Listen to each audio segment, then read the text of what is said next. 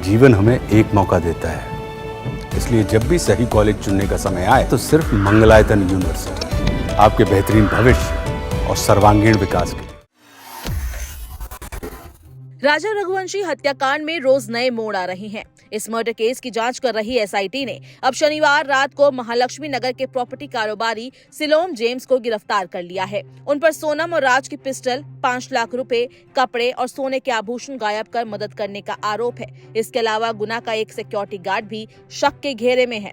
SIT पिछले 5 दिन से शहर में छानबीन कर रही थी। एसआईटी को एक बैग की जरूरत थी जो राज और सोनम द्वारा हीराबाग स्थित फ्लैट में छुपा कर रखा था। इस बैग में कपड़ों के बीच देशी पिस्टल और 5 लाख रुपए भरकर रखे गए थे। राज पहले राजा को विशाल, आकाश और आनंद से गोली मरवाना चाहता था। मिली जानकारी के मुताबिक जब ललितपुर में आकाश की गिरफ्तारी हुई तो 8 जून को सोनम कार लेकर गाजीपुर रवाना हो गई और बैग फ्लैट में छोड़ दिया। 10 जून को प्रॉपर्टी कारोबारी सिलोम जेम्स कार लेकर पहुंचा और दूसरी चाबी से ताला खोल 3 बैग, कपड़े, खाने का सामान सहित अन्य चीजें ले गया। एक शोरूम के सीसीटीवी कैमरे में सिलोम की तस्वीर कैद हो गई और ईस्ट खासी हिल्स शिलोंग पुलिस ने सिलोम को गिरफ्तार कर लिया।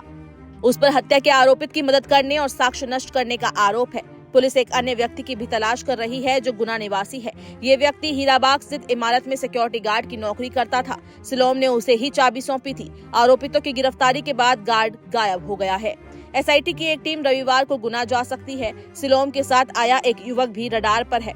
गौरतलब है कि 13 जून को सिलोम खुद मीडिया के सामने आया था। उसने कहा था कि न्यूज देखकर विशाल को उसने पहचाना। वहीं राजा रघुवंशी हत्या की आरोपित सोनम रघुवंशी और उसके प्रेमी राज की रिमांड खत्म होने के बाद मेघालय पुलिस ने उन्हें शिलोंग के एडीजे कोर्ट में पेश किया। यहां से उन्हें 14 दिन की न्यायिक हिरासत में भेज दिया गया। एसपी शिलोंग विवेक सिंह के मुताबिक राज और सोनम से पूछताछ पूरी हो चुकी है। सोनम को शिलोंग के जिस जिला जेल में भेजा गया है उसमें 20 महिला कैदी भी बंद है। वहीं सोनम और उसके साथी को न्यायिक हिरासत में भेजे जाने की बात से अब राजा के भाई सचिन गुस्से में हैं। उन्होंने सवाल किया कि क्या मेघालय पुलिस सोनम की गैंग से डरती है। ये समझ नहीं आया जिस मेघालय को इन्होंने पूरी तरीके से बदनाम कर दिया, बर्बाद कर दिया था, और इनका 8 दिन का रिमांड भी बढ़ा नहीं पाए हैं, क्योंकि उसने वजह बताई नहीं अभी तक कि मर्डर इसने करा क्या के लिए। और वो जो राज था उसकी औकात नहीं थी भिखारी की, हैं, जैसा इंसान दिखने वाला है जो 15-20 कमाता है।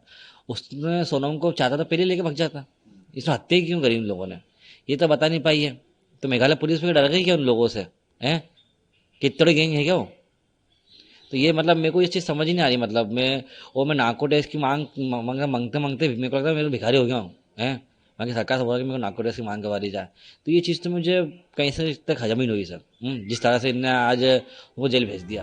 आपको बता दें कि हनीमून पर शिलोंग गए इस कपल ने 23 मई को होमस्टे से चेकआउट किया था और उसके बाद से दोनों लापता हो गए थे। हालांकि बाद में 2 जून को राजा का शव तो मिल गया, लेकिन सोनम फरार थी। फिर सोनम को गाजीपुर से गिरफ्तार किया गया और पता चला कि राजा के मर्डर के पीछे सोनम यानी राजा की पत्नी का ही हाथ है।